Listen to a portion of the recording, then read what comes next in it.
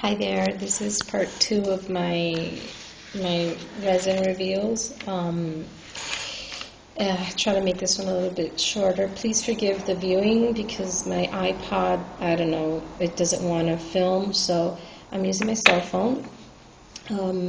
These are a couple of different pieces. These are one of the most recent pieces I've done. Okay, I showed you this one in the last video. Okay. Here, this is from the jewelry mold, but this giraffe theme. It's oh, how do you call it? It's like a lace. It's a ribbon. It's these I think they're like about 2 inches wide ribbon that I bought. And I just cut it to the size of the mold, and I put some resin on it. I did this one in the circle. It's really cute. I also did one with the zebra one, but I sold that one. This is also a ribbon. It's like with a lot of holes, and it's green. It's like an olive, a lemon green. And this phone is not doing justice. And the effect is beautiful. Let me not put it too close. Okay, this heart was one of the first ones I ever did. It's with seed beads, different color seed beads. Okay, these are the red lips I said that I have. They're really pretty.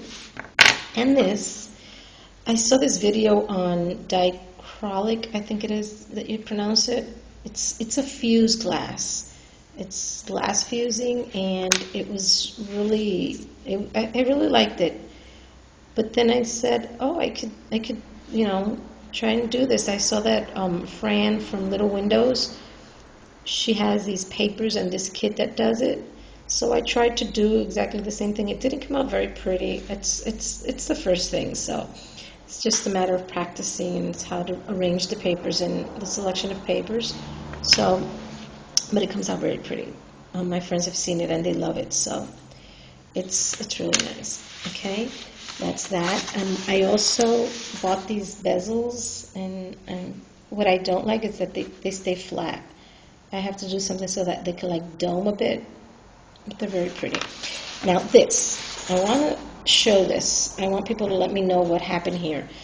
This is the cabochons from the palette, the painter's palette, okay, mold. I use it as a mold. This is the first mold I ever used. It's awesome, but this is done with food coloring, and I don't know if I put too much food coloring, but look what happened back here. You see that, how it like grew? I have no idea what happened here, because I had used food coloring before, and it all functioned very well. But these pieces, they all came out like that. Look at that. It's like that gigantic bubble back there. Look at that. I have no idea what happened here. If anybody knows what happened here, please comment and let me know. Okay? With the candy molds, I've been using candy molds. It's what I really find very accessible here. They're a lot cheaper, but they are very hard to get out. This paperweight is from a candy mold. I'm actually building the molds. I don't know if it's because it's too deep. I don't know. I bought this the resin release. This resin release.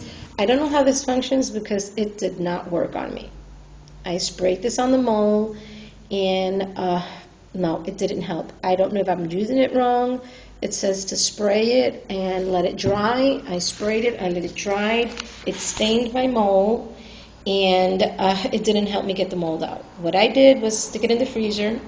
As Junkinson said in one of her videos, I hammered it with precaution, and it did. You can see that it like releases it a bit, but it was so hard to get out that I ended up breaking the mold. So that's how come I'm building the mold. It also happened with this paperweight. with this mold. This is a candy mold also. This is really big. It's not really big, but it's pretty big. And I also broke the mold because I need it, because it does release it. You can see like the, how do you say it? Like you see that it's releasing, but it doesn't come out. It also happened with this mold. This mold, see how deep it is? The same thing.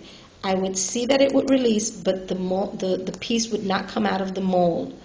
So I really, by the time I started getting these out, I had created a little bit more patience, and I tried and tried, and these didn't break so much, but they did crack. The mold did crack. And I went to this store that they sell jewelry, and they sell molds for making, how do you call them? The candles and soap. And the girl told me, the woman there told me, that she uses mineral oil and baby oil. So that's how come you see the baby oil back here. What I did with my heart molds was I put some baby oil on the mold, and it did come out pretty much okay.